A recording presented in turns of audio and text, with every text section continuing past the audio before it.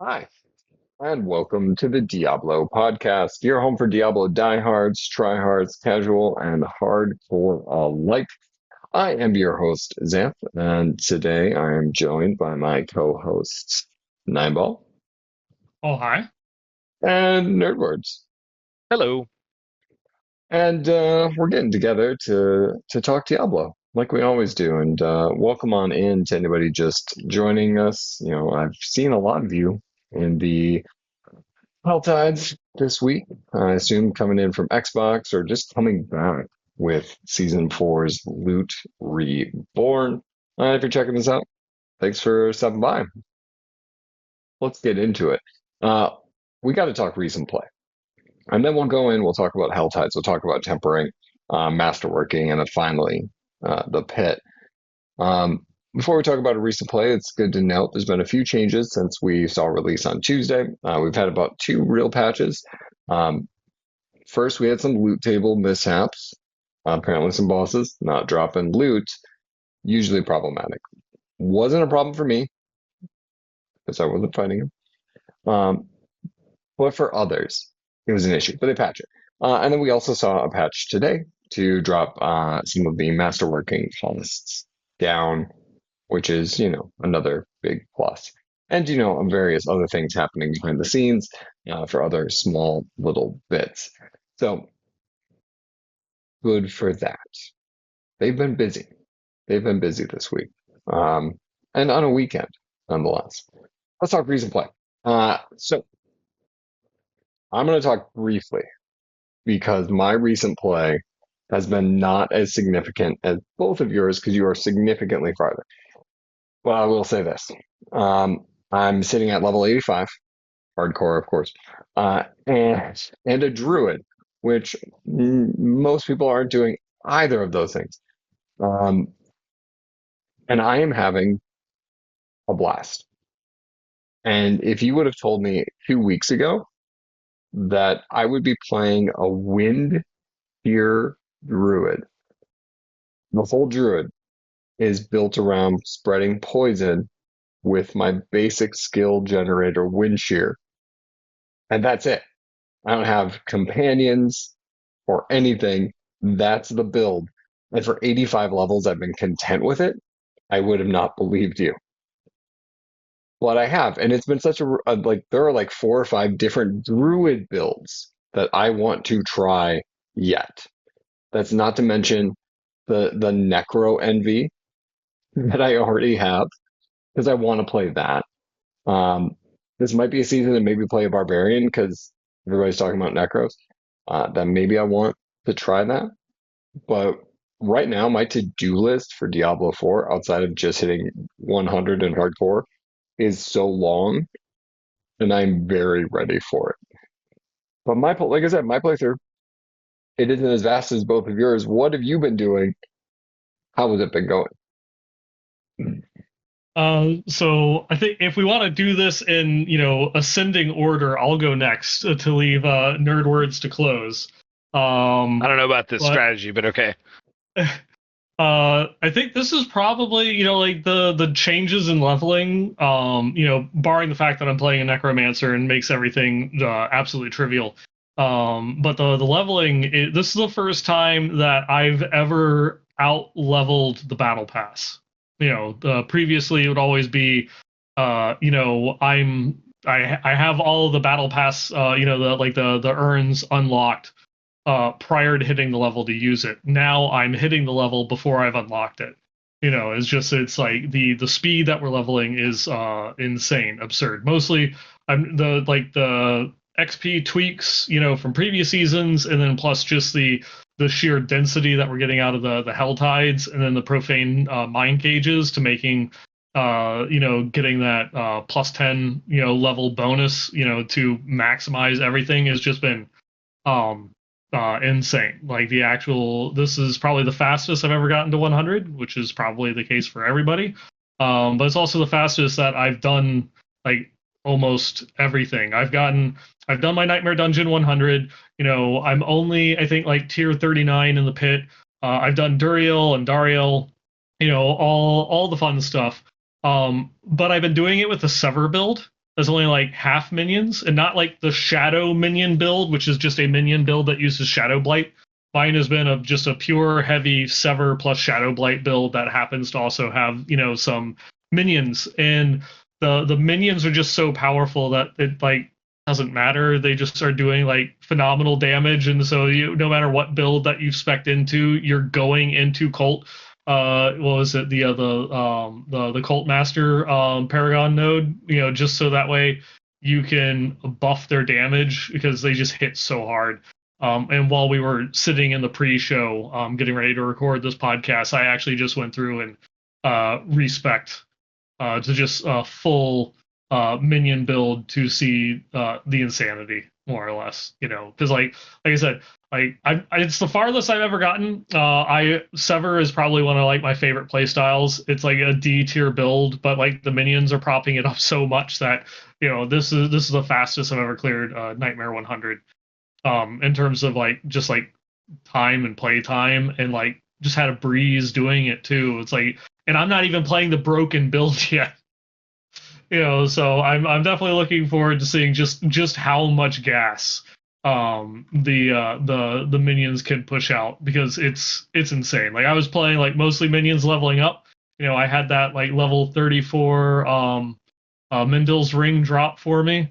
That then just I wore that thing to like 85 when I respect into Sever, and yeah, it was crazy. It's been crazy. Been having a lot of fun though. Yeah, I've also been having a lot of fun. I probably have the most adverse opinions, but most of my negativity is with the sorcerer specifically, so I'll keep it contained. But no, I've been playing a lot. I'm level 100 on the Sork. I haven't played any other alts yet, but I do plan to play a Necro next. That's my next mission. Which, by the way, pro tip: if you don't want to farm boss ladders and farm for Uber Uniques at the ridiculous drop rates they are, it's actually much faster to level 3 alts and get through your Resplendent Sparks through your board. You can do it in a couple hours, 4 or 5 hours per character. Probably less time than farming a bunch of boring Duriels if that makes your eyes bleed like it does me. So pro tip there if you want to get your shake-up pretty easy.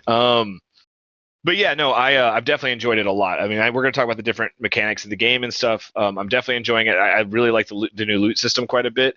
I've had some bad moments in that new loot system as well. Some really feels bad moments. And I've had some awesome moments too. So it's been really good. I definitely think the loot is more engaging.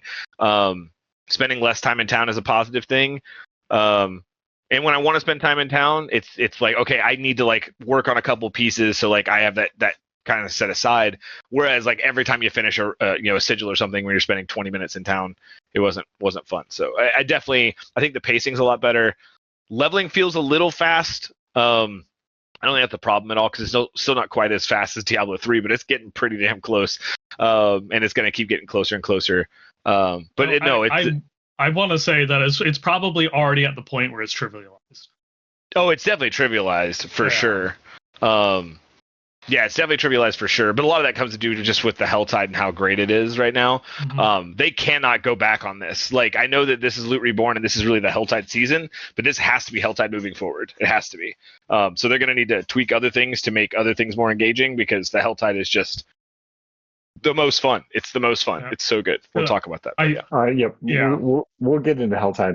Nimbo, you brought up something that did make its rounds, and that was the battle pass outpacing the leveling content, where normally your ashes were not earned as quickly as they are. With the inclusion of level skips, you have the option to essentially level faster through payment now, because of the way leveling is kind of viewed. Is it a massive bonus? I mean, we're talking 20 additional % of XP, but is it an advantage? It's not even like 20%, because you're never going to be 4 tiers behind. Right. You're like a tier behind, it's like 5%. Yeah. So you're only ever like 5% behind by like what? 30 minutes, an hour, maybe, If that, right, yeah. And then once you're there, like it doesn't it doesn't matter. Once you're Yeah. past the XP, sure, there's the glyph XP and stuff like that, but some of those things, like especially like it's already trivialized with how quickly you can get to 100 anyways, and like max out all the benefits. And so they had a very trivial bonus, for a couple hours on top of it. It's like that. Who cares? I put I've my always blessing straight into glyph XP and didn't even fuck with regular XP because like just straight to glyph XP, and it was glorious. I spent as little time in sigils as I had to, so it was fantastic. Because in addition to that, they also buffed like the glyph experience Glyph from the XP, Nightmare Dungeon in you get the addition to the ancestral urn. ones. Well, you get the ancestral Yeah. ones as well. They give 20% more on top of it. So yeah, you can stack them up pretty good. I think I did. What was it? I got like a glyph to like level from 1 to 12 with like a single like level 100 Nightmare Dungeon. Yep, And it wasn't even so like good. it wasn't even like the ancestral shrine. Yeah, you can do a glyph from 1 to 21, or sorry, from 1 to 15 in like 2, maybe 3 sigils if you're doing 100s. Yeah. Okay. I just thought I'd bring it up. I thought it was kind of interesting. As we're talking about leveling, that was while I'm not yet 100, I'm obviously playing a little bit more cautious. Is it pay to win under a very pedantic interpretation? Technically, Yeah. yes. Technically, I mean, But see, my only thing there is that it's not though, because the blessings are still locked behind levels. So you have to be a certain level to use his blessings anyways, even if you unlock them. See, but like the thing is, this like, this is just the very first time where you are out leveling because normally it was always one of those ones you would unlock all of the battle pass tiers before you reach the level to use the urn. Now it's reverse, and so you're leveling faster than the battle pass is, so that there is a small incentive there to buy the accelerated battle pass or to buy out the level, just to get those little bonuses and such. It's extremely convoluted for an infinitesimal, like trivial bonus, that applies for like an hour out of like the hundreds that you'll spend in the season.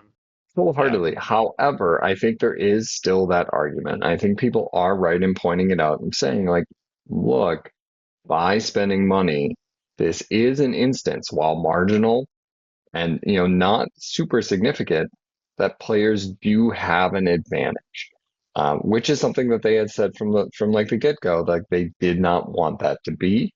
Like they didn't want that, and I thought they kind of had the solution in the battle pass already because we never outleveled it, and well, here we are.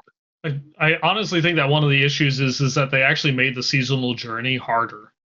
That normally it was only requiring like 8 or 7 out of your list of 10 or 11, you only needed like 8 or 7, and now it's 8 or 9 in order to go through and level up, because it's a huge amount of the battle pass experience through the favors of going through and completing those steps, particularly when you're locked into like just like the bottom 2 like tiers, because you're given the smaller favors as opposed to the higher end of the journey, giving like completing one of those things will give you like half a battle tier XP just for like killing Duriel or something like that, with how much battle pass XP it gives.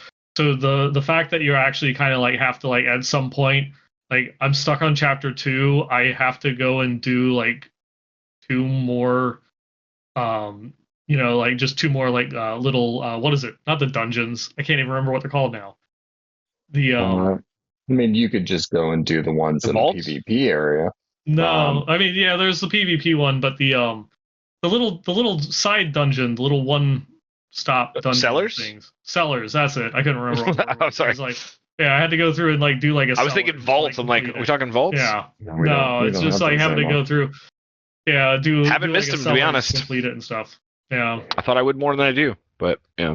I missed the gold from them. Well, I think we all do, based on the way gold is balanced in this season. But yes. Okay. So battle pass aside, because we can't fix that, but I would expect them to kind of come back and look at it. And coming back to leveling, I would agree. I do think I was not expecting to be this high of level this early.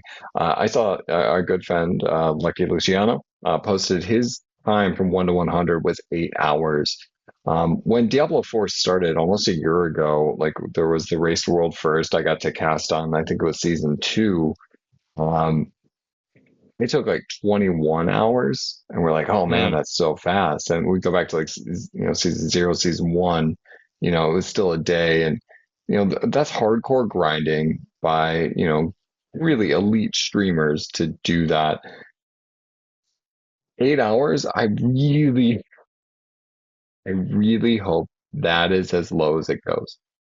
Um, I really don't want to see like 1 to 100 be this like 4 hour, snooze fest kind of like it. It's already there right now. You can I get to know, but 104 hours now. You couldn't at the beginning, now, but now, yeah, with Yeah. carries, yeah, it's easy. yeah, with being carried and stuff like that, and like carrying is different. I think like for just like setting yourself up from the start, like that, 8 hours is still really light.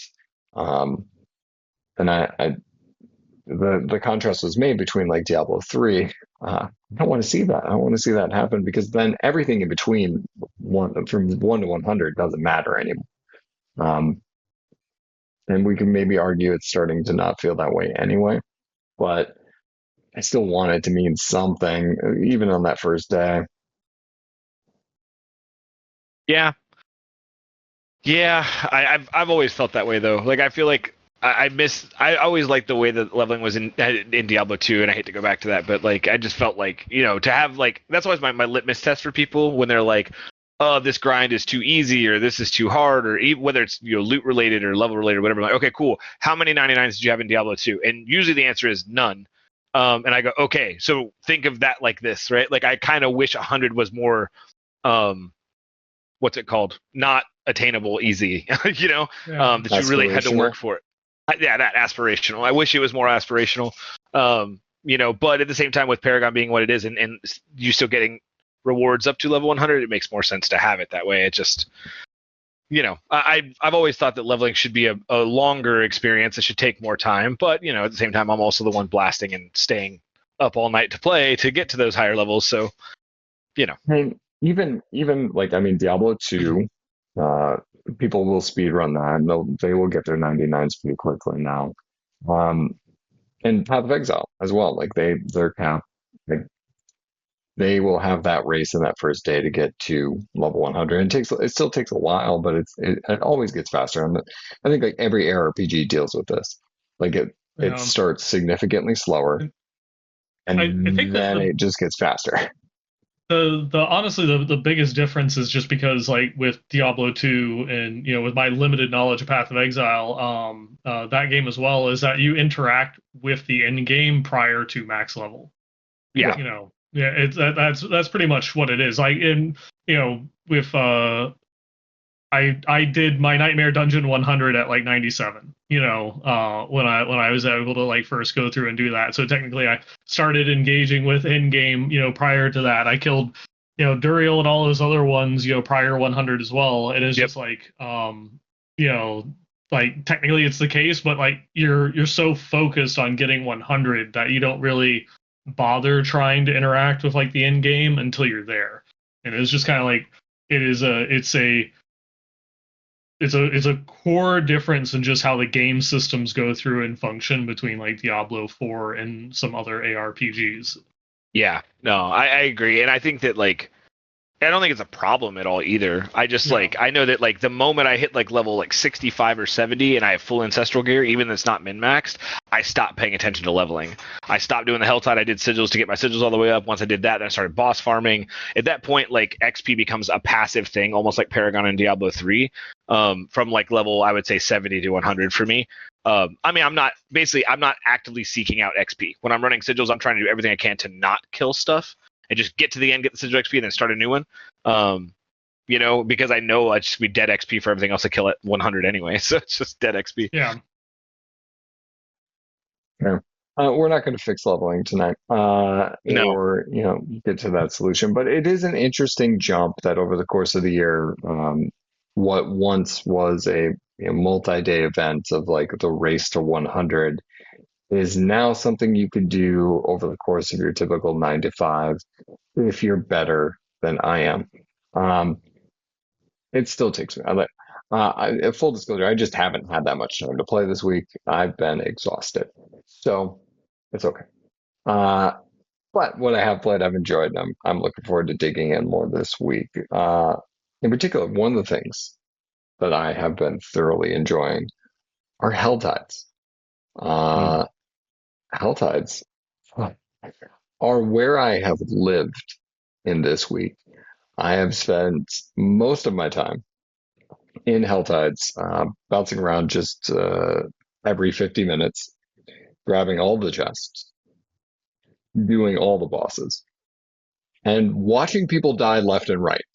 That Helltide boss, every day I have played, has killed at least one hardcore character every single time. It's that slow moving Nova wave. It's what it is. It gets everyone every time. It's like, yeah, For- you have to learn. You have to learn the mechanic. And this was not for- that game a month ago.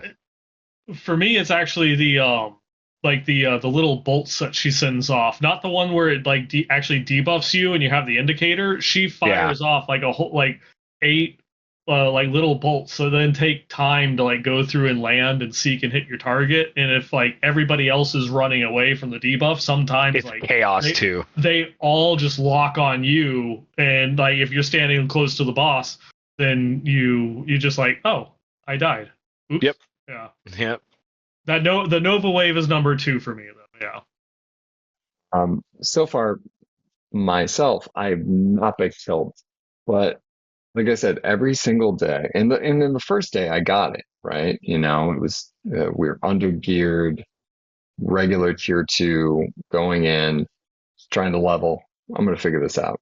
Saw like a few deaths that day, but like in tier 4, just this morning when I was playing, I kind of thought me and the other guy had this boss figured out. I thought we knew it. And then as she's dying and I go over and I see his corpse, you know, his little headstone.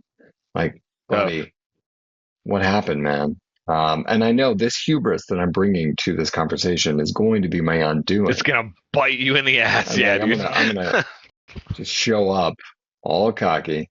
But in all seriousness, as I look at Helltide, I've very much enjoyed it. It has captured a lot of what the blood events of season 2, blood harvest, blood. Yeah, What I did think we? it was the Blood Harvest. Yeah, the blood harvest. They've taken a lot of the good things from there and just slammed it into Helltide. I will state, like the current situation of Helltide makes me wonder for seasons to come because you know, the joke was, oh, it's going to be Helltide in a different color. Well, I think Helltide's perfect now. Um, so good luck, Blizzard. Dude, you're going to have to choose something different because I don't. That was actually a comment that I made during season 2. Was that the Yep. problem of going through, and if you wanted to make Hell Tides as good as what the Blood Harvest was, that means if you ever do that thing again, in order to incentivize it, you have to make that better than what the Hell Tides are. So Hell Tides are like insane right now, though. The profane mine cage is a seasonal item, and so that is one of the things that's like, especially for the leveling process, at least, making like it absolutely crazy. So that will go away. So the XP is going to come down, the aberrant cinders and stuff like that. The acquisition rate will come down. But yeah, it is definitely a problem if you make the Hell Tides like super good. Then you have to do super plus good, for the seasonal mechanic. Yep. Then we're done leveling And then in people 4 will want hours. Hell Tides to be that. Yep. Yep. Yeah. And Yeah. So then we're it's a on slippery slope. War of Loot escalation. Reborn. It is. Yeah. Since you kind of were getting at it as we talk about these, you got the profane blooms, but guys, um, I don't miss my sensual companion because I have an elixir buddy who is so much cooler and feels way more effective, and I can buy him for 250 obols. The elixir of holy bolts, gentlemen. What? I've specifically not been using it just to try and test and see where my build is. So, it wasn't, because there was like going through and like doing that Nightmare Dungeon 100 for the first time with the Sever build was just like, it's like I struggled a little bit, but it was okay. But I'm using Holy Bolts. Let me try it again. This isn't going as well. And then apparently I think that there's like some damage calculation things. I was about to like, say, until they fix it, I have no comment on this. They need to fix it. Yeah, because like for the necro, if the necro breaking minion, the game. if the necro minion kills, something, it's like the minion damage bonus gets put onto like the whole. It's hitting for billions. They're one-shotting. Yeah. Tormented bosses. Gentlemen, I play it through it. We're not getting any of that fancy stuff. So I like the elixir in its most pure and intended state. But even barring like the minion issue and stuff like that, it is definitely one of those things that helps to trivialize content. It's so powerful. I mean, how can I put this judiciously? I don't care about it at all. Look, every build in the game is good at AoE damage. They added more AoE damage. It has very little impact on what you do. It's just bright colors on the screen, which just creates more busyness on the screen for me. So like, it's cool and it's fun because like Artillery Shrine was fun. All it is Artillery Shrine on death. That's all it is. And that's cool. It was cool while leveling for sure, but like now, like especially at higher levels of it, it's just that my screen's already very busy. I'm playing a Frozen Ore build, spoiler alert, so it's already a very busy screen. Adding more busyness just makes it worse. And then trying to dodge fucking boss mechanics while all that busyness is going on makes you want to gouge my eyes out. So I don't care for it as much because again, I don't think anyone's like, damn, I really need to get better AoE damage. No, everyone's doing great AoE damage. What we need is single target damage. What we need is to fucking like do something about the bosses, which we'll talk about. Now, I'm going to disagree with you there. As a wind shear druid with poison damage, that's a problem. It is a straight line, so that AoE is actually very helpful for this guy. But I'll switch builds eventually. Eventually, your AoE will be just fine. It is a cool novelty while leveling, and great for the bugged people that are bugging things and breaking the game. Other than that, it's not very impactful. Okay, let's go back to Helltides. They're great. Other thoughts? I mean, I agree. Everything Nine said is probably my biggest concern is that it's going to be a game of escalation. How do you put something else to make me go do something that isn't Helltide now? Like, what are they going to have to do to make, like, they're either going to have to nerf the Helltide and put something on its level or put something above its level, like, because the Season 5 mechanic, it's got to pull us out of the Helltide. I want to live in the Helltide. That's all I want to do. Even now, even at 100, like, I have no interest in engaging in much of the quote-unquote endgame content that exists right now because the Helltide is super fun. It's great. I think it's amazing. I love the GTA threat meter. That's what me and my buddies went, just the GTA threat meter. I think it's just a threat meter, but Grand Theft Auto. So that's been really fun. I love the the Baneful Heart turn-ins and just murdering that boss. And yeah, she's tough, but you reach a certain point where she gets just completely trivialized as well too. It's a super fast way to level alt. Like, imagine Diablo. Like, imagine being able to do public bail runs with up to 40 people where you didn't have to be in a party with people. That's what this shit is, and it's crazy fun. It's super fun. Yeah, I think Helltide's great. It feels bad to die and lose my mind buff. So that's at least penalizing. So that's, I think, a good thing. Good risk reward there. Don't die so you don't lose your buff. Took me a long time to realize that was happening. So that was tough. But no, I think the prolific mind cave. What is it? What is the name of the item again? I forget. Profane. That's right. Yeah. I like the idea of that item, and I think they could expand upon that in other iterations in ways as well. I thought that was a really interesting ad. I like that a lot better than the Holy Bolt thing. I like Momentum a lot better than the Holy Bolt thing as well too. Just to go and jump off from there, I do really also like the idea behind the mind cage, and would love to see that in additional things, because it's like something that like it's an item that you use that modifies your difficulty. It's like it's not not quite, well, it's nowhere near like mapping or anything like that. But when they've taken with the Nightmare Dungeon keys, they made it so it's just one positive, one negative.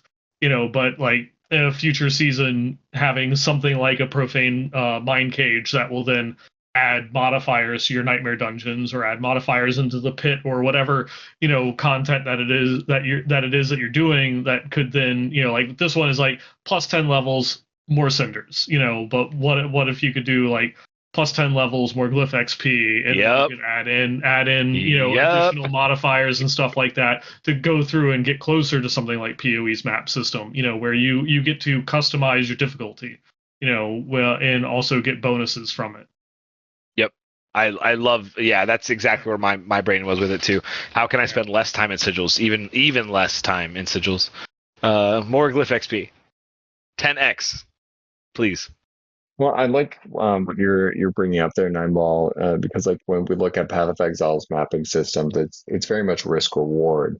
The higher I go, Mhm. that's where better rewards are. Whereas in Nightmare Dungeons, eventually you reach a point where you are able to get your loot from elsewhere. So the reward of the loot isn't the benefit; it's really just the sigil XP, right? Or just the glyph XP. So if there is a way to, I will take a larger risk so that I have to spend less time doing this. Yeah, I'd be okay with that. Um, that Would would be be really cool is a potion that allows you to channel all of your XP into glyph XP. To give me a reason to Yeah. want to kill stuff in the dungeon on top of finishing it, right? I think that would be a really interesting idea because then, because literally, just my goal is to run to the objective, do the objective, run to the end, kill the boss, be done as fast as possible. Like I said, to avoid dead XP as much as I can late game. So if I had like a potion I could pop, and okay, now all of my XP does not count as XP and goes into glyph XP instead, I would take that sacrifice to level my glyphs even faster. I think that would be a nice kiss curse thing. But yeah, I love the idea too. I'm with 9 on that. It's a great idea. so. Helltides are awesome. They've put themselves in a corner for whatever the next season will bring. Um, it's also it is. I mean, it's the 19th, May 19th, Leviathan. We've still got a lot of season to go. So We do. Yeah. who knows? Um, let's move into crafting. So we danced around it before, and Nerdwords, you talked about enjoying crafting items and what have you. Let's start with tempering. Tempering is probably the one that most of us have been able to use because you get that right away, whereas masterworking takes a little bit more effort, and some of us may or may not be there. So let's talk tempering. For the most part, I really enjoyed it. I Like I said, I've been playing wind shear, so there is the wind shear tempering in which you can have a double cast, right? And it took me, I think, 6 different weapons before I finally was able to land that craft. Mm. And I'm totally okay with that. I have enjoyed having a fail rate, and I know there's a lot of conversation in the community whether or not that should or shouldn't happen. If there should be ability to hold a craft, much like enchanting, where you can keep your previous one. I'd like, it's week one. I kind of like having things fail where I'm like, okay, now I'm on the lookout for something that I can find. Uh, Maybe that's just me, just like that's the hardcore of me, right? I like when a character dies, Yeah, I I was about to get say to you do it like again. wasting your time. So Is it? But yep, doesn't it it is. feel better when it hits? Doesn't it feel better Nope. when I you can make I it can work? affirm it does not feel better when it hits. For me, it does. It's So fair. I did, It's fair. I did finally get that. I was able to get that going, and then, each different, a jump from regular to sacred to ancestral, same kind of deal. Some had better luck than others, and then being on the lookout for, different greater affixes and what have you. But being able to kind of customize my build, being able to not, I guess the best example I can give for every single season, I have chased a Tempest Roar for Druid, right? I got lucky last year or last season and got it early in a vault. I was able to put a build together. I got a Tempest Roar at level 62, 63 in there, um, which is awesome. I haven't even put it on because I've been tempering. Like my build is built around tempering, not around the uniques. And for a druid, that has felt very cool because we are very unique dependent. So the fact that I haven't felt the need to kind of go and immediately put that on and then be pigeonholed into like one or two builds is nice. Now I know as I progress, right? There are going to be tried and true builds for clearing much further into the pit. But right now, I've very much been enjoying being able to temper my build into existence, to temper my way to where I want to be, and then having that as a resource to build myself up into what I'm going to be, as opposed to being stuck farming for the most random stuff or feeling like I can't be successful without uniques or uber uniques. So tell me I'm wrong. Tell me that tempering. Oh, I don't think it sucks. I think it's awesome. Okay, good. See, all right. Well, we'll move on. I think it's really good. I just think you're an idiot that likes to waste your time. That's a whole different conversation. Yes. No, we I know like this. right. No, here's the problem I have. Okay, and here's the feels bad moment. Right, and it's really it's putting systems together. It's the existence of the pit, and crazy mindset people, and then adding the tempering aspect to it. So let me give you an example. Right, how many triple empowered affix items have you found? One. I found one as well too. It was a chess piece that had poison resist 60%, life on hit, and I think dodge chance. It's a terrible chess piece, right? Yeah. Especially for a Sork. That might be great for others. That is not good for a Sork. I hit my resistances naturally through my board, so I don't need that on my gear. It's a wasted slot. Anyways, point is, I found one. I've found no weapons that are triple empowered. Okay. I've found two or three 2 empowered weapons, and I've bricked them every time. As a Frozen Orb sorcerer, getting stuck permanently with increased blizzard size feels fucking bad for an item that I've been grinding as much as I've been grinding to get. And there's no way to repair or fix it, even at a super high cost.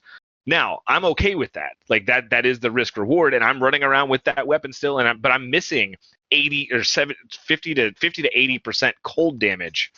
That's a pretty substantial bump in damage that would help me clear more of the pit, which is where my frustration is coming in, right? So it's not that it's a problem, it's only a problem when you put it with an infinite scaling difficulty, which is a problem coming from Diablo 3 and all that stuff too. So again, it's way better than anything we've done so far in Diablo 4. I love the system. I think it's really good. I would like to see a very expensive way to start that process over too. But right now, I actually, even though the cost is ridiculous for masterworking, I'm a bigger fan of masterworking because I can reset it. Not being able to reset, like I have a weapon right now that has empowered attack speed, empowered intelligence and empowered critical hit damage. That feels great. It also rolled with my enchanting max life, which is great. That's a great weapon for me. Okay, and I tempered it with blizzard size, which by the way I don't use at all. And then the other stat was also useless too. I basically both tempers were broken. And then I also have a buddy, and I've had this happen too, where you go to temper an item and you get the same affix 6 times. Yeah. That feels fucking terrible. So like I think something with like when you temper or when you retemper, it should always be a different stat to a certain extent. I don't know how they would do that, would help with that process, but it does feel bad, but that's okay. RNG is going to fuck us. My worry about tempering and masterworking and the whole system coming into this was there's a lot of elements and layers to the RNG. And when there's that much RNG, it makes it really difficult to get the exact things that you want. I don't think that's a problem. It's just, the competitive aspect of the game that's in my brain, which doesn't really exist because there's no leaderboards for Pit, is I want to push higher and higher and higher. And I'm thinking, if I had that roll, would that give me another level or two of the Pit? Like, would I be able to clear that boss a little bit easier? And that's where it feels bad. But I think the system overall is very good. Yeah, just to mirror what Nerdwords was saying, that overall, I think that it's done well. It is not cost prohibitive. It's really Yeah. cheap to do, so Yep. it's a system that you can interact with, right from the get go. Mhm. So as soon as you have tempering unlocked, you can go through and start like tempering your gear, and you should like if you haven't like Yes. really got into the season yet or anything like that. It is worth taking the time to just go through and throw a tempering affix onto your gear, specifically like your weapons and like gloves and stuff like that for the offensive aspects. Yep. There are some, it is like being okay with being able to brick an item, but also like being completely beholden to RNG on it feels bad. Yeah. Like being able to like keep the previous temper. So it was like you got the second best temper.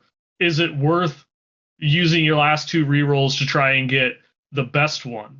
Right. Probably not. Right. Because you're That's probably the just gonna trick. get garbage. Yeah. Yep. So it's like you kind of like it's forcing you to settle a whole lot. So I mean, we're less than a week into the season. Okay. Right. Sure. There'll be more time to go through and get stuff. But like even having like two options, not even three like enchanting, but just having like two options that when you temper something and being able to pick. Can I just revert I think one like, before because I don't want Blizzard size because that's Yeah. exactly what happened. Yeah. I damaged a Frozen, And- which isn't good, but it's at least viable. I could use it, and I was like, nah, Yeah. I'm gonna go for that cold damage, and I got fucking Blizzard size, and I wanted to die. And then like I guess my actual biggest complaint is like I don't know if this is for the other classes, but the utility tempers just like suck ass. Like sure, the decrepify size and like the corpse tendril size is like cool and nice to have. But like having to get it like corpse tendril size like 3 times across your gear, it just kind of like gets boring. Yep. I wish there was a little bit something more um on some of those stats like Expand utility. them a bit. Yeah, utility feels like definitely it there's something that there's more that could be done there. Like Yep. The offensive ones are cool. Obviously like the minion ones are like really good, but like I liked engaging with the shadow ones because some of the shadow ones were interesting, like increasing like the size of the sever damage and things like that were cool. It was fun. Things that were just like beyond just like plus flat damage, which is obviously the thing that everybody goes for, but it's kind of boring from a mechanics perspective. So there's a lot that can be done with the tempers. I wouldn't even be opposed to like having like seasonal tempers or something like that. Just as a way that they could move the system forward. But I think that there's something that could be done with it. That's because just like eventually just max life plus golem damage and stuff like that just kind of like gets boring after a certain point. Agreed. Yeah. But I really really like it. It's cool being able to have. It's like you have a little bit more control over your gear, and the gear feels better. With the tempering system, than just trying to find and picking up every single yellow that drops on the ground, and hoping that it dropped 3 of the stats that you were looking for. So it's it's good in that respect. Yeah, it's really just the stacked RNG. I think overall, like he said, great idea. I just finding a triple empowered or double empowered or even single empowered item with the right stat you want is difficult. Once you do and you brick it with a temper, it feels so bad. Like I literally alt F4. Like I did that. I hit that blizzard size. I alt F4 and I went and took a lap around the block. Like no, it's frustrating. But that's on me, right? So it's all good. I mean, Part of the game. You did make that choice. My triple stat piece that dropped was a Deathly Visage that empowered every stat with physical damage. So it was already useless to begin with, and then it was even more useless once I actually looked at it. So was like 180,000 gold is what that became. Yep. There you go. Yeah, I definitely do get the frustration and losing a good item. You're losing all that time. You've Uh grown huh. to love that I don't like item. wasting my time, Sam. Uh, That's why I don't play hardcore. we all waste our time. It's just in a Yep. different function.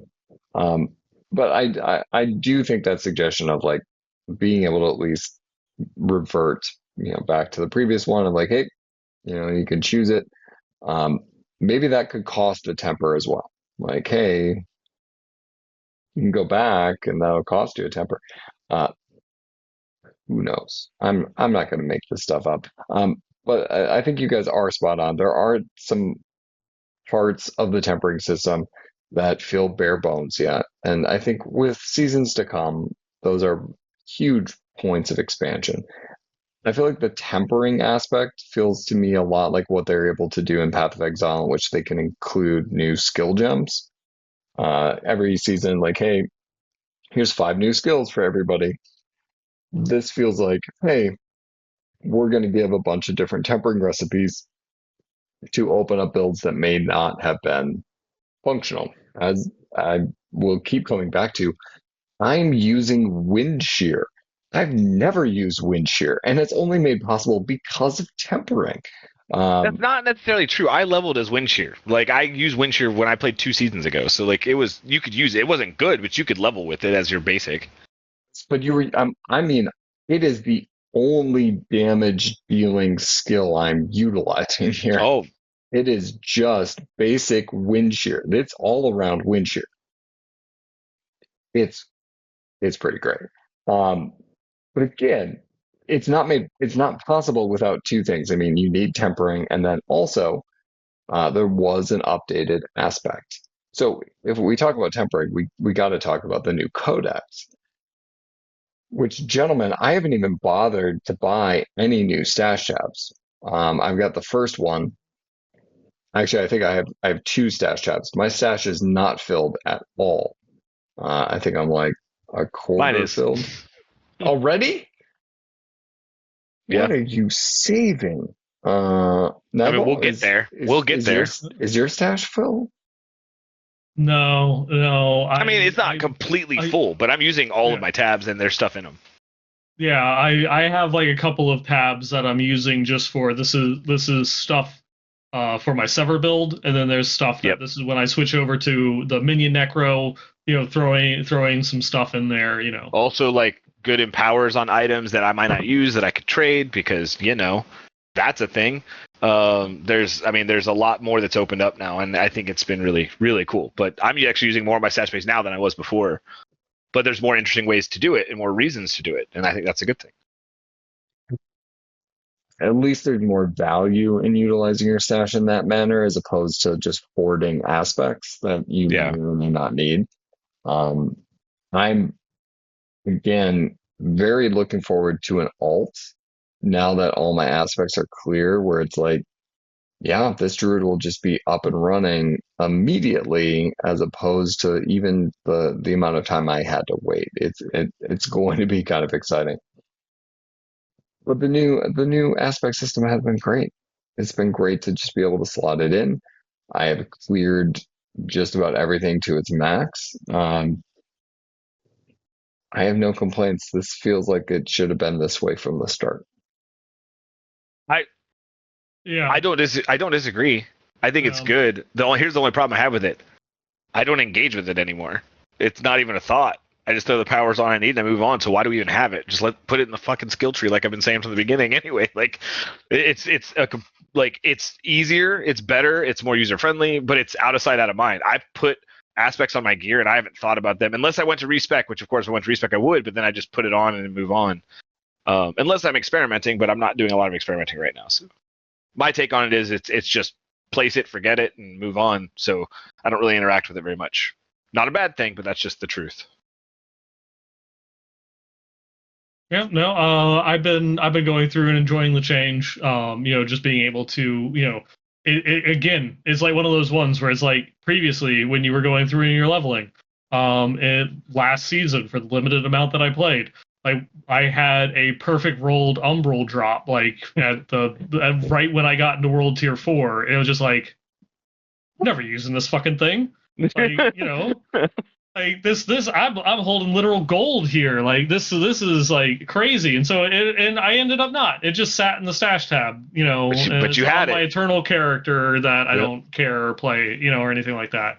Um, you know, but now if you find that, it's actually cool. It's nice. It's something that you can it makes it so that way you can engage with the system at an earlier level. There's no more like feels bad or I have to hold on to this perfect roll, or anything like that. It just makes it simpler being able to go through, walk over to the blacksmith. Is there anything new, to salvage? No, and then walk over, to the vendor and get my sorely needed gold. Yep. Speaking of which, as a nice transition before we go to masterworking. This is So this is like this is like I think the third time I've ended on a gold comment, waiting for you to go through and pick it up. yeah, Yeah, I want to talk about gold. For I the don't. I've been wanting first to talk about gold. I don't want to talk about gold. for the first 3 days of the season, I thought there was a bug. Whenever I would log into my character, I'm like, is something coming in and just stealing all my gold? I could have swore I had more. Why am I suddenly poor every time I log in? And then I realized that I paid attention to like how I was closing every like session, and I would go and I would readjust some aspects and upgrade some gear and not Hmm. really pay attention. And I would log back in and like, why do I only have like 50,000 gold? Like what has happened? Again, like there's a bug blizzard. Clearly, people are coming in and stealing my gold at night. Yes, that's what No, it it's is. just gold is very scarce now, and everything costs gold. And A lot of gold. A lot yeah, of gold. Like an absurd amount, an unreasonable amount of gold for some things in the game. Not all things, but some things. Yeah, even even this is like upgrading your potion is Yep. expensive. I had my buddy, he could not do it because he was one angel breath shy and was literally missing like the gold to do it. Like we had to go like kill something, drop a legendary so he could go sell that legendary to up his potion. That feels stupid. That just feels stupid. I I do enjoy the fact that there are some sinks in the game, right? Like we want a gold sink, so gold, like there is something that's still holding value. Right. We don't yeah. want to go the other way. No. No. Right. Uh, However, This was a needed course correction, but Yes. they obviously the target's been missed. They need to balance it. Yeah. Yeah. Yeah. I've Agreed. never been this excited for a greed shrine before, and They're terrible. They're not worth shit. Why are you excited no, about them? You excited about 300k? I'll take every scrap of gold I can get. Well, I think I'm poor. I'm very gold poor right now. so stop picking up yellows. Only sell your legendaries. They sell for 3 times as much as your yellows. And I, run whispers. That's all you do now. You live for I, whispers. I yeah. need. I will say I think one thing that would be immensely helpful is a sell all button. If Yeah. I can salvage all, it'd be It, great to be able to If you use sell the all. junk mechanic the way you're supposed to, there's a sell all button. that Yeah, but yeah. I still have to click on each one to mark it as junk. So the way I do it is when I'm playing, I pick up items, and then in the downtime when I'm running, not fighting something or whatever, I'm like inventory open, mark, mark, mark, mark, mark while I'm running. When I go to town, I just click one time and it's gone. Like you I'm can not do it. that effective. I Yes, think you are. I It's not that hard. I think I've gotten to the point where if it doesn't have a greater affix, I just sell it. I've been that way since about 6 hours into the season. Yeah, no, I stopped picking up. Yeah, I'm with you. Yeah, it's like one of those ones. It's like I'm still picking up the legendaries because they sell, but it's literally just it's I'm at least I've got my gear at a good spot. Even transitioning the builds that like I've got the rolls and stuff that I need. So now I'm just looking for greater affixes. Yep. And so anything that isn't a greater affix, I don't even have to spend time with. Same. That, yeah, and that's. I'll be honest with you. That's for the majority of the people that I've been playing with. Some as much as I have since season 1, and some not nearly as much. They're there too. It's the same thing, right? Like, not even really looking at those anymore. Just does it have empowered stat? Yay or nay? And oh, it does. Oh, but it's max resource. Shit, shard. Right? Like so. Just waiting for those good rolls and the empowered stats. Well, Yeah, it's just like one of those ones where it's like it's just funny that like right now gold is like probably the thing that I am most interested in finding while like progressing through like a nightmare dungeon or going through a hell tide or anything like that. But at the same time, like gold is not worth my time to walk Yep. over and pick up. You know, Right. like you killed an 'Cause it elite, drops in it so small dropped amounts. it dropped 5k gold. My like, you know, the what is it, like the tier 5 like masterwork is like 500,000 or something like that. You know, it's just like I I you have a know, spreadsheet like on every single tier of it yeah, and adding it all up. And we'll get yeah, to masterworking because we're about to be there. yeah, Because that is directly related to the gold problem. But yeah. sigil should be worth more gold, and so should the pit. Not a lot more, but some more. I like that whispers exist to fill the need to farm gold. So just go farm whispers, and you can Mhm. farm gold targetedly. Um, I think that's good, but I still think that the other activities should still reward more gold than they are. Um, Not to where it's crazy blown out of proportion or anything like that, but I do think it's a little out of whack. I think they do too. I'm pretty sure I saw some tweets from the devs It- saying they were looking at it. yeah. Yeah, I think that there was a hot fix, well, not a hot fix, but a patch that they released today. For the Some of it is transmutation. like yeah, some of it is like the back end stuff. But it is the transmutation costs, because Yeah. that was like one of the other big problems, is that because gold was like so, this isn't from my own personal experience, this is seeing what other people are saying, that gold was so valuable that, and it was so expensive to transmute the masterworking crafting materials from the pit, that it was easier to like To just run low chain pits. run 30s Yep. than it That was my was whole first to, day. yeah, to just chain run 30s, you know, for the Obisite or whatever it was, as opposed Obdicite. to Yep. doing, yeah, instead of doing like the level appropriate pit level that they were at, you know, Yep. because it was costing like 500,000 for like 15 to go through and convert over. So the new patch has reduced that those transmutation costs. I actually, because like getting ready for the show and all that, I don't know what the new figures are, even if It's they're reduced. it's about 2 decimal points. So it went from about 6 million to about 60,000. It Okay. is way better for the transmutation, and only the transmutation. Everything Yeah. else is still out of So, whack. But yes, yeah, so I believe you know, Joseph Pipora went through and said on Twitter that when they put out this patch, that they're continuing to review the gold economy. This is one change that we felt that needed to make right away. The masterworking material conversion costs have been dramatically reduced. You know, so this is just step one. You know, yeah, this is something that they can go through and fix quickly, and so they're fixing it to, you know, so that way you're not hit as hard, you know, just trying to get the materials to push like your new piece of gear through the lower levels. You know, but they should they're continuing to evaluate the gold economy that's going on right now. yeah, and maybe they could fix that bug that was stealing my gold every night between Yeah. sessions.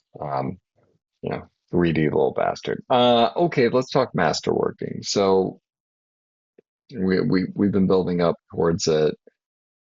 You've got tempering, and then you have masterworking, the end all, the beat all. We'll get into the pit as we close, but this is what's to drive us to keep going, right? This is the turning your item from great to amazing, the sharing, all on all of the things, the Facebooks, the Twitters, the MySpaces. I mean, like, look at this cool thing I made, right? Also, you guys would be in my top five on MySpace. I'm that's just cute. letting you know. You'd be in Yeah, mine. Thank you. Yeah. yeah. I never Um, had MySpace. Yeah. okay, well, you know, whatever, it's fine. We don't need to talk about that. So, masterworking. What is your experience so far? Are you enjoying it? And it's week one, right? We're on different stages of this journey in masterworking. Will it take you to week 16? or will it lose you somewhere in between?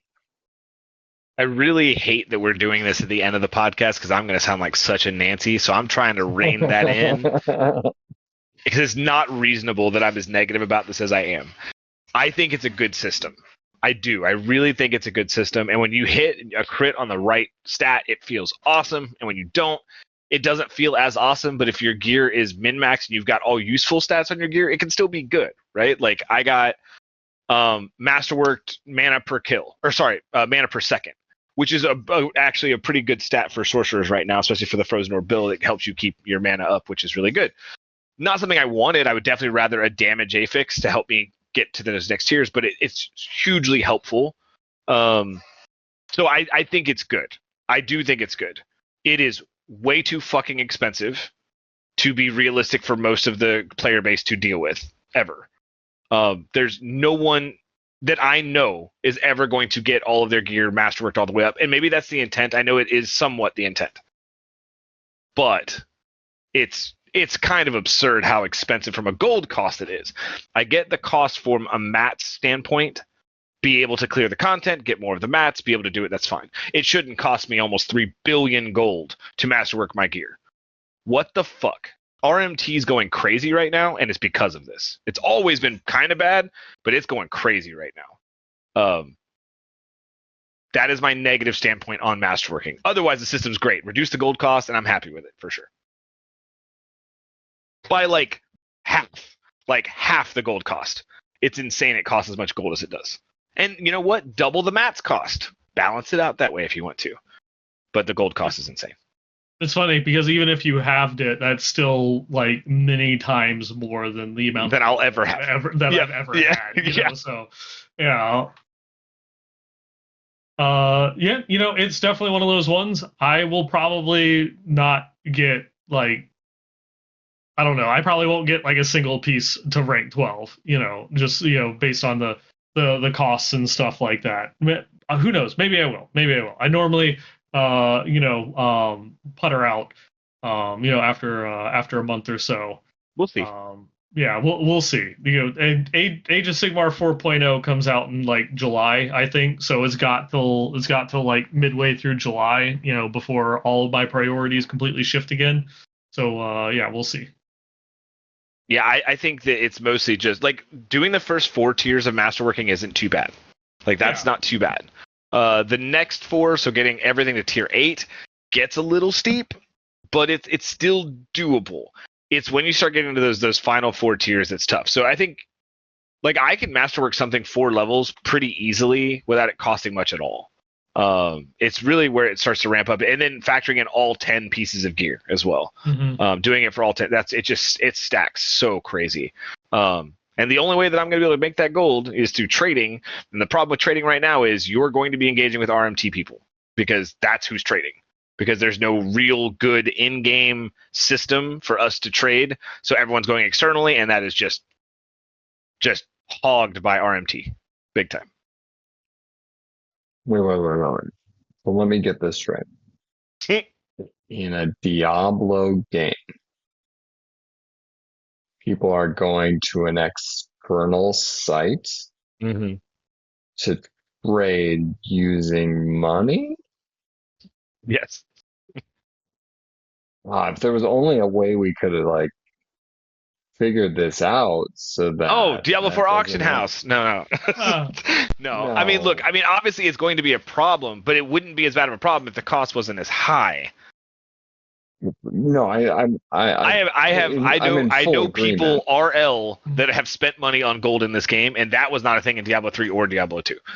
But I already do in Diablo 4 for this season. And there are people that normally wouldn't do it. They're like, yeah, dude, there's no way I'm going to get there because I don't have the time to play. So I'm going to buy the gold so I can masterwork. Already on week 1? Yes. And tell them to just like be patient. That's a lot. But Diablo fans are not patient people, Xanth. I'm not sure if you realize. We are not patient people. We are impatient at best. It's fair. It is very fair. And I think you bring up a very good issue though, and that is RMT in general, right? Yeah. When they brought up the expansion of trading and uniques, I kind of felt like that was going to be more of the wedge that we would see, and I'm See, sure it's still there. hang on, if you can give me a second, I need to walk that back because I don't want that to be attacked for this. That has been the single most positive change, is being able to trade legendaries and uniques. The fact that my buddy found a fractured winter glass and handed it to me meant I played Frozen Orb at like level 35, right? That was awesome. Finding a great unique that worked for my buddy's build that I can't use and being able to go, here you go, buddy, was awesome. That is seriously probably my favorite change of this whole season so far, is the ability to trade legendaries and uniques. Obviously, Uber uniques are still locked, which is fine. So I don't want that to get targeted. And usually trading is the first thing that's targeted, not whatever else we could possibly do, because it's the easiest way to gate it, you know? Yeah. I just hope anyone that is listening does not think that that is the solution that any of us want. But there's got to be something we figure out for this, because it's tough. The trading thing is fantastic. Wholeheartedly agree. While I have traded with no one, the thought that I might is very appealing. If it happens, it won't. But It hasn't entered my mind at all.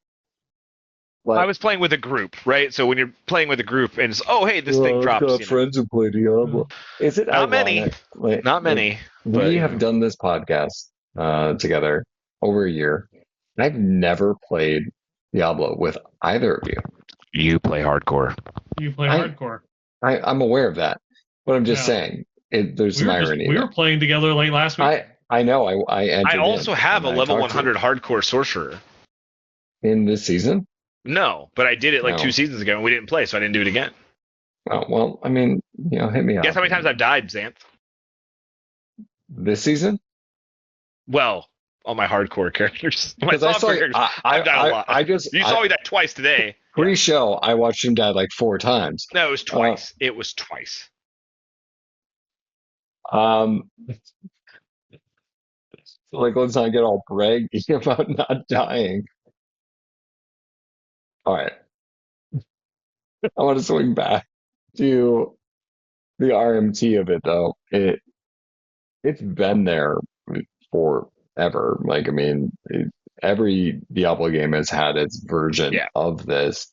Like, you can't really stop it. And we saw Diablo 3 did try to, if we can't stop it, let's own it. Like, that was the impetus of the auction house, right? People want to pay money for things. At least let's give them a safe place to do that, which is like kind of a, I don't know, we can go into like general politics. Like, okay, we'll just create a safe space for you to do your drugs. But we want to make a profit off of it. Like that's the other problem. Let's not do that. I don't think Diablo 4 needs to go that far, but maybe if gold has less of that value, then maybe there'll be less RMT. It's always going to be there, but maybe people will be less tempted to keep it going. I do love that, that 20 years later, I'm still getting spammed in chat for gold selling sites.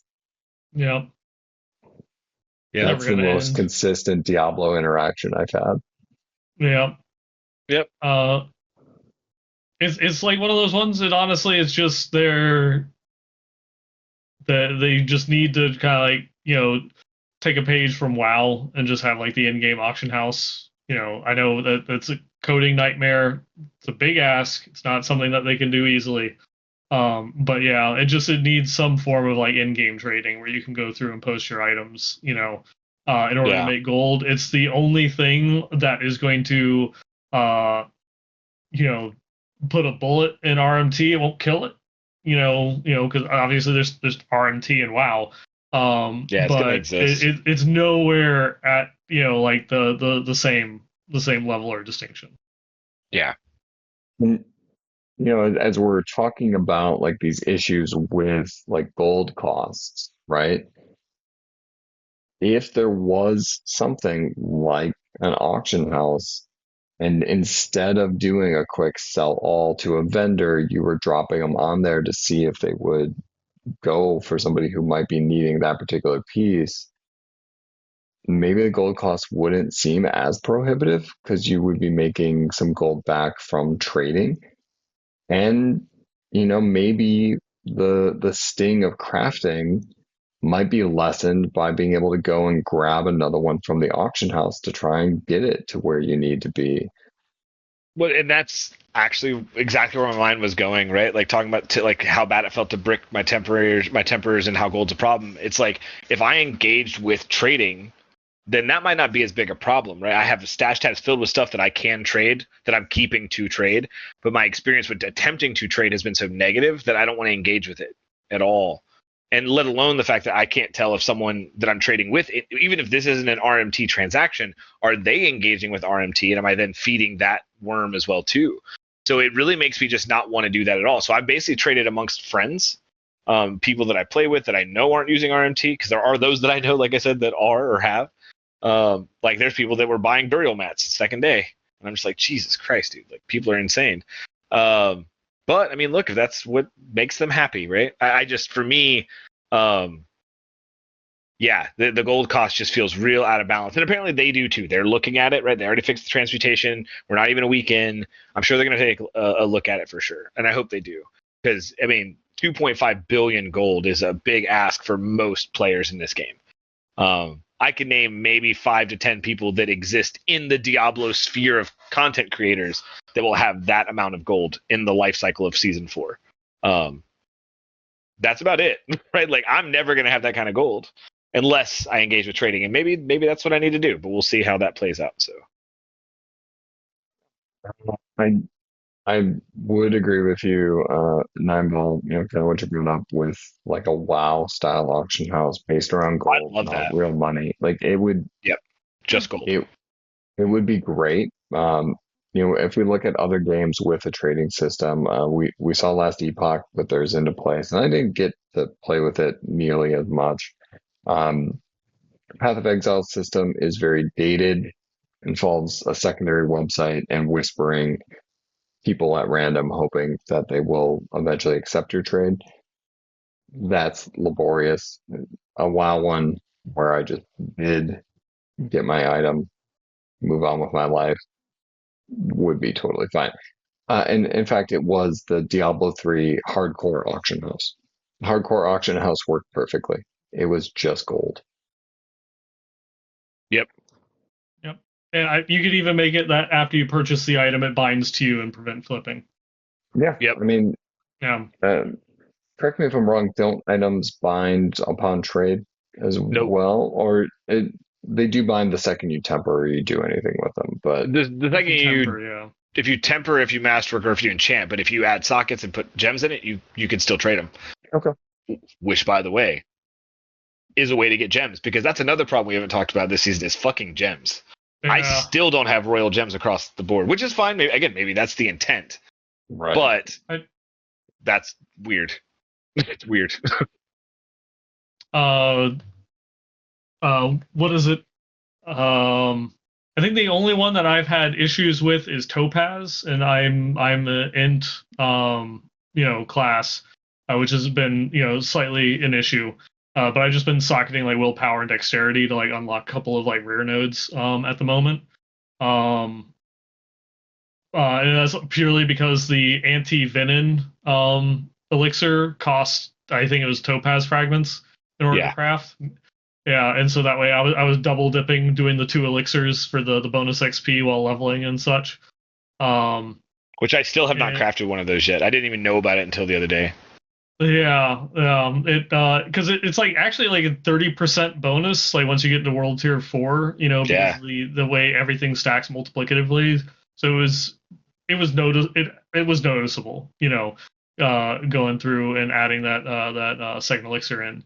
But past that, it's like I was able to. I think Diamond and Sapphire. I was able to do both of them as royals when I hit 100. So like that felt good that I at least had like a royal. And it gives like a little bit of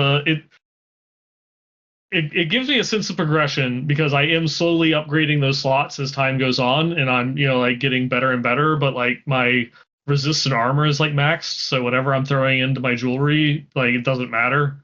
Like there's no further point. of upgrading the diamonds or skulls because I'm like already there, and I'm sure that you know a little bit more of like the masterworking and stuff like that, then I won't even need jewelry in those slots and just kind of wasted. I appreciate, at least on the other side, that you can obviously like just min max your main stat and get increased damage. You can throw like one like dex willpower or whatever just to unlock like a rare node that you might be close to that has a good bonus. There's cool interactivity there, but I like when I was on vacation, I was playing some Diablo Immortal again, and it just like makes me think like, are just regular gyms with regular stats, like plus to main stat gyms, do they have a place in modern ARPGs? Like obviously, like Path of Exile is a completely different system whatsoever. But like Diablo 2, not even counting like rune words, which is like its own thing, but like jewels were cool. Runes on their own, outside of forming rune words, were like awesome because they could add like additional properties and things like that to it. That it just taking a gym, slotting it in, and getting plus 100 in seems so boring. It Yep. just like what they give us legendary gems from Diablo 3. Give us something, anything. That there has to be. It's a big miss. I think that Yeah. I'm glad with the rework. I don't mind the rarity because it's something that I build towards, but the just kind of like the basic nature of the gems makes them boring. So it's like I don't really feel I'm progressing, but I'm progressing for like nothing. To piggyback off that a little bit, like the gem sockets for my jewelry specifically are pointless. Yeah. I'm at the armor cap and resistance cap with nothing in my jewels or nothing in my jewelry at all. So I can't put anything there that's useful at all. Mm-hmm. So then it becomes okay. I need to respec my Paragon board, figure out which resist I lose a little bit of to then go get that in the gem, and I just don't give a shit enough to do that. So I haven't. So that's where it's at. I think you're both bringing up kind of the same issue. Like, have you really thought about gems since season one? Yes. Uh, Well, this season, yes. It So felt this like, season a but little bit, yeah. but not because This- they're interesting, because I don't Right. have Yeah. them. That's weird. I remember like season one because we got the malignant hearts, right? So suddenly they were going to replace your ring gem slot, but outside Bring them of back. that, Yeah. they don't seem as needed really anymore. Yeah. So I think you are right, Nigel. It just doesn't. It feels like a relic more than a core component. Mm. There's a multitude of games out there that have shown that there's interesting things that you can do with the gem sockets on gear. Um, it's probably at this point like one of my biggest like kind of like pet peeves of like just like you know there we could do something else. Like we could do something else than just plus main stat. Like Yeah. there's obviously there's limited development time, and they've been mostly like having to go through and put out fires the last couple of seasons in order to try and get to the game to the point that it is now. Or redo the But whole game. yeah, or redo the whole game. But hopefully Yeah. the point we're at where it's great that the biggest problem that I have is like gold costs and gems. Gems are boring. Yeah. Yeah, Right. It's not bad. boring. Yeah, it's Uh, great to have that complaint. Yeah, I think what gets lost in this conversation, is where we have a tendency to maybe hyper focus on certain things. Is the game is really good right now. It is Really really good. fun to play. Yeah. It is it is faster, right? Again, going Yeah. back a year, it is so much faster than what we were both in leveling and combat and all that. But I'm gonna give you my hot take. I didn't care that much for Diablo 3 because of a lot of those things, like the speed of it and like 1 to 70 not mattering. I fear some of that coming into Diablo 4 with 1 to 100 kind of getting there. And it is becoming a little bit faster. But the thing that keeps me coming back in Diablo 4 right now is the diversity of what I can do, right? There is a more true end game. I'm not stuck to just a few sets that I need to play for a character, and those numbers just will go up and up and up and up. So I'm very much still enjoying this, despite some of those things that I did not enjoy from Diablo 3. This, I feel like Diablo 4 is moving in the right direction. But one direction we haven't talked about, the pit. The pit. The pit. The We pit. all live in the pit. You fell into the pit. I have not fallen into the pit. So, guys, tell me about the pit. What am I getting into, and is it awesome? Yes, I think it's amazing and borderline perfect until you hit a certain threshold, and it's hard to know where that threshold's at depending on your character. I would be afraid of the pit if I were you, for sure. I mean, I did see you die like 4 times. So Twice, and but no, I think it's great. I don't know how much nine. I don't know how much you dove into the pit yet. It's fun. I've unlocked like a 39. I think I've repeated like a 30 twice. Yeah. Yeah. So. Well, and that's it, right? This is supposed to be like you're not supposed to clear pit 200. That's not the intent here, right? The intent here is to give you an infinite grind, and I've hit that wall. And the only problem I have, and this is probably more of a sorcerer problem than a mechanic of the game problem. I don't see the ROI on playing any further. I'm really well min max. There's definitely like things that I can do to like do better and get better, right? Like obviously I bricked a temper, which isn't great.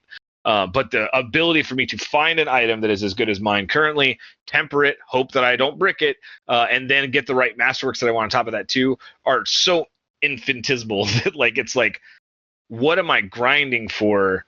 And so like the content has to be fun.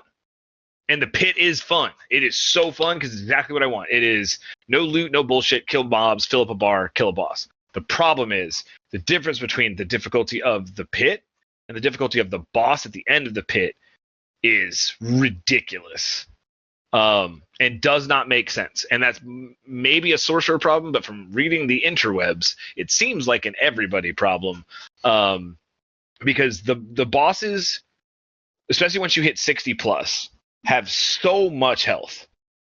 Like, it's insane, which is fine. Long fights, I think, are good. You have to dodge mechanics. I think that's good.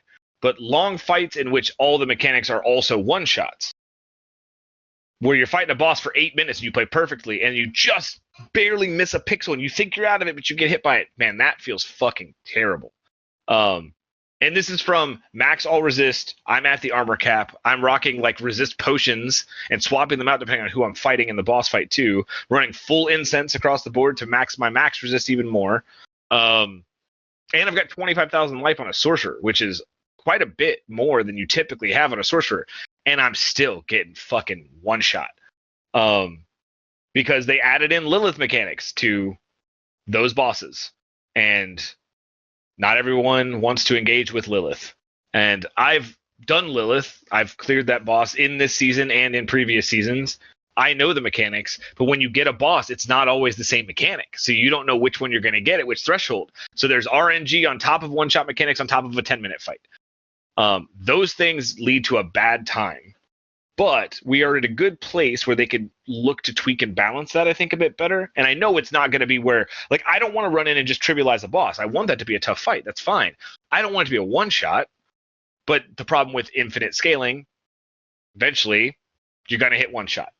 So, Again, this is probably more of a recent frustration. And overall, I had a lot of fun going through the pit. But watching my buddy, who's playing a Bash Barb, do crazy higher than I am, and I can barely clear a 65, feels just really bad knowing the difference in our level of gear. And that's more of a balance problem than anything, and probably just my own internal problem that I need to deal with. But yeah, I love the pit. I wish that they would learn lessons that other ARPGs have taught us, that you should separate big, nasty health pool bosses with nasty one-shot affixes and grinding maps or pits.